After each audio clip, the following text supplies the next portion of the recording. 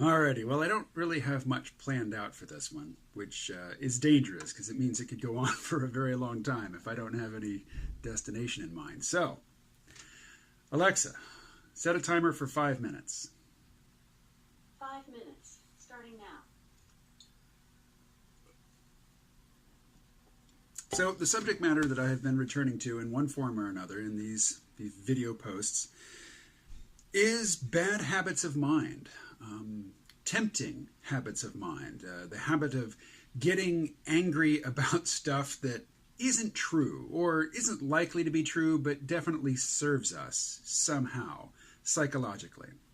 So the idea that the earth is flat or hollow, or the moon is hollow, or the earth is 5,000 years old, 6,000 years old, whatever the biblical folk say it is.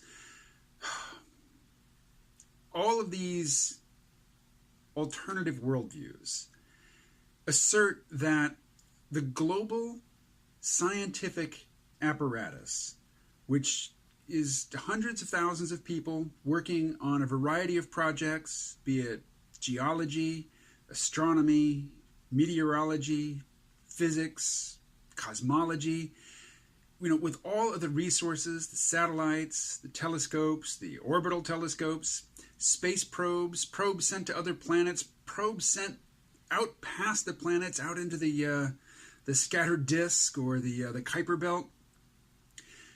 All of that is an apparatus to create. All of that is really a grand conspiracy and apparatus to propagate a lie, a false view of the world. Why?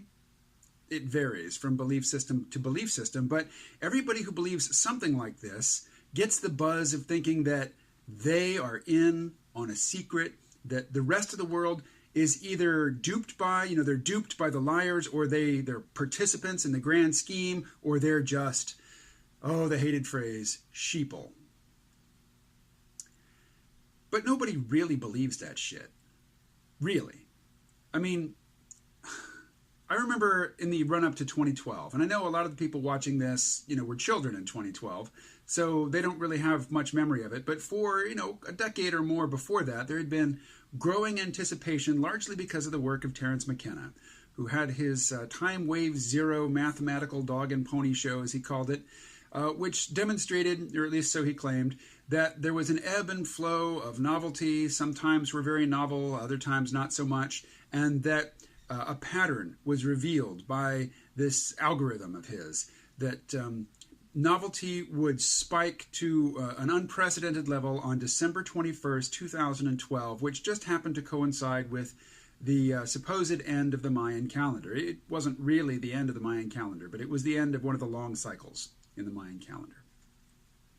And I got caught up in that for a time.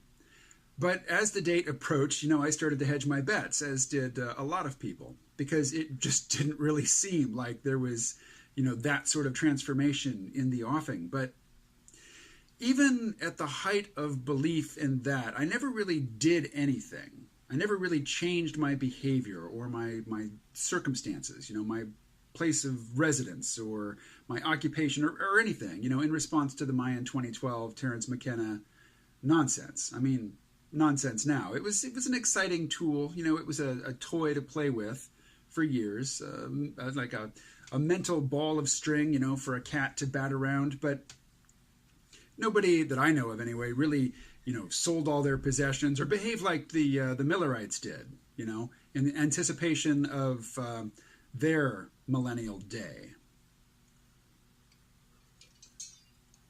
Don't know about the Millerites? They're called Seventh-day Adventists these days. They had a couple of predicted doomsdays or transcendence days or rapture days or whatever you want to call it that didn't come to pass, even though they were sure they would. Did the group dissolve? When the day came and went? No, they just recalculated, set a new date, and went about their business. My point is this: people who believe that the United States right now is simultaneously reenacting the rise of Nazi Germany and is also enacting the events of the Margaret Atwood novel and now the TV show The Handmaid's Tale. after blasting their angry missive out on Twitter or Instagram or wherever, then, they call up their favorite restaurant or get online and make a reservation and go to dinner and go to a movie or go to a party. They don't behave as if they believed what they are screaming at the top of their virtual lungs on social media. It's just a way to get high. It's a way to goose their neurology. Now, here I am complaining about the mental habits of other people.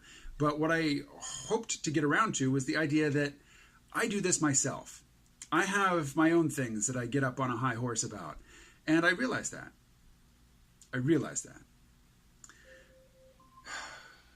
Okay.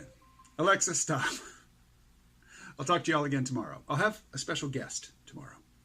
Stay well.